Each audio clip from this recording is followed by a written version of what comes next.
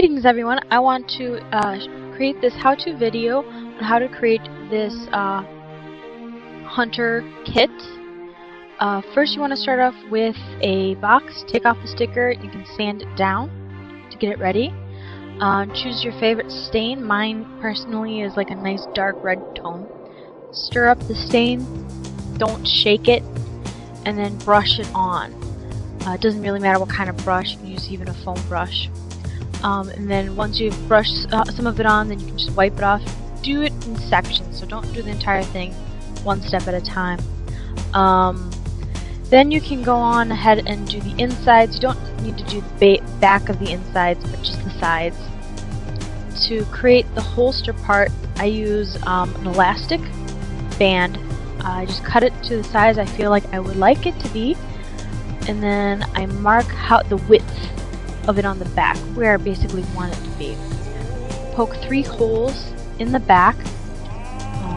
This I'm using kind of like a nail tool, and then I use some hand drills.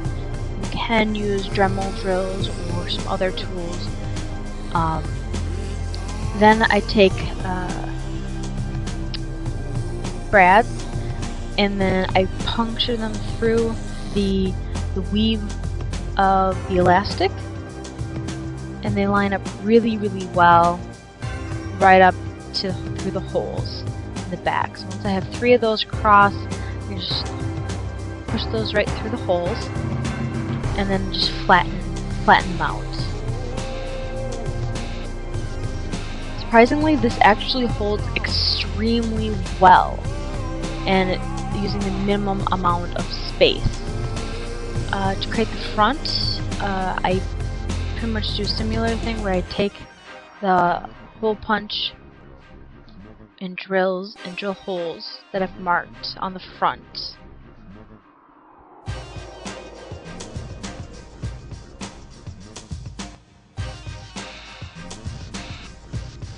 Then I decide I want to use a nice kind of paper for the book plate. So I pick out a page that I like, trace around on the back of the sheet, cut it out. This one has a little bit of a groove to it, so I give it a little bit of extra space. And when I cut it out, as you can see on the image, then again I use the little braids and just push them right through, flatten them out, just like before.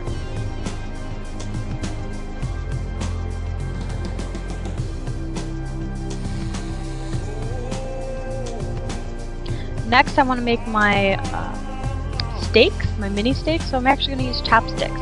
Break your chopsticks apart, sand down all the rough sides and edges. You want to make sure that it's a good length, and then cut it.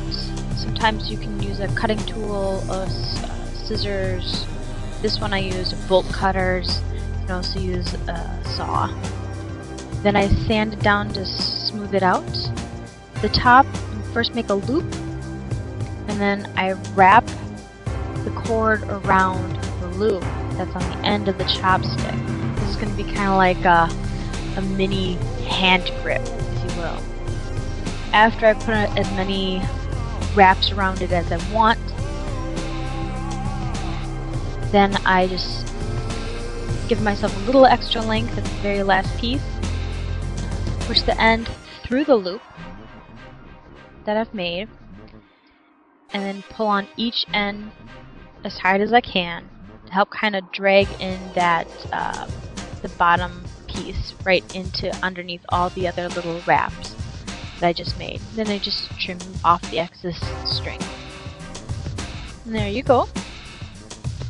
And the stake fits in the little coffin perfectly fine. The next thing is we're going to work on the holy water. You want to grab a couple strands of wire. This is wire that's easily bent, so you don't want something that's too firm, otherwise you'll run the risk of breaking the glass. I'm using a small glass Christmas ornament. I take the wires and I bend them over a dowel, or in this case I have a wooden tool, a handled tool that I can use. and I just tie the ends together. This creates like a little base that I can rest the Christmas ornament in. This is what it looks like when you're finished with that section. Then I just kind of push up the ends just a little bit. This way it helps cradle the bulb a little bit better. I just crisscross the wires across the bulb.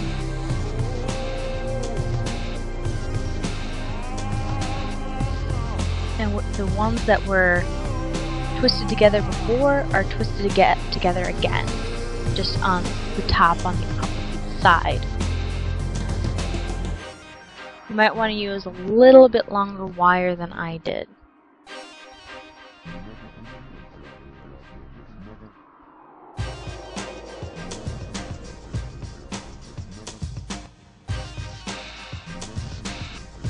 Then, because you want to use a little bit extra wire, you want to wind up the ends. Just kind of make little loops with the ends. And I want to take off the top of the Christmas ornament. I'm going to put it back into something that's going to hold it in place. I'm using just a little cup with a little straw and filling it up with water. This works great. Fill it up as much as you'd like. Then take hot glue. I used colored hot glue. This way I use gold. Fill up the top of the Christmas ornament and then put it right on top of the opening. This will help seal the Christmas ornament in place, and it's not completely reliant on having the entire weight of the bulb resting on the hot glue, relying on the hot glue. You can, if you want, cover the entire top with the colored hot glue. This makes it more like a wax seal kind of look.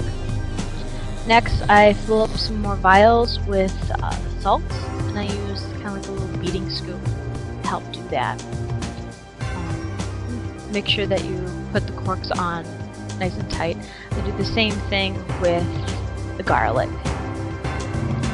Next, I cut out some textured sticky backed paper to get it to conform to the bottle. I use my pin again, my nail, and to kind of round everything off, and then I just write on it. For the holy water, kind of give it an octagon cut. This way it'll work a little bit better on the bulb.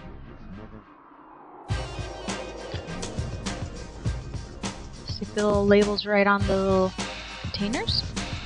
Next, we're going to go and work on our silver cross. Just have 2 pieces of thick, heavy-duty wire, and then I'm using basically floral wire wrapped around the 2 a bit. Then at the end, just snip off the very far last little piece. And then again, we're going to wind it all up so it kind of has like a little jump ring at the back of it in case someone wants to put it on something. I use a little bit of glue, hold everything together, and then for the inside we want to make a tracing of the coffin, and then take that tracing and put it on felt and cut out 2 felt pieces. Then we want to cut out a strip of cardstock, and we're going to glue one of the felt cutouts onto the bottom, and then glue the cardstock on the back of one of the felt cutouts. We're going to take our little vials and we're going to see where we want them to be on the top of the roof part. Just go through and put little holes or little marks where you want to put the holes. Then I use a hole puncher to punch through the cardstock and the felt. And then I take my stretchy thread and go through all the holes. and it creates little loops so I can slide everything in and make sure I tie the ends off when I'm finally finished and everything looks the way I want. The back will kind of look like that. And hot glue that top piece on the top.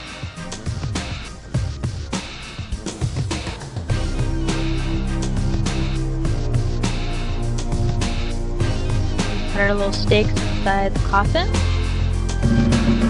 as well as our little silver cross. And there you have it. Awesome little vampire hunting kit that you can mount to your belt.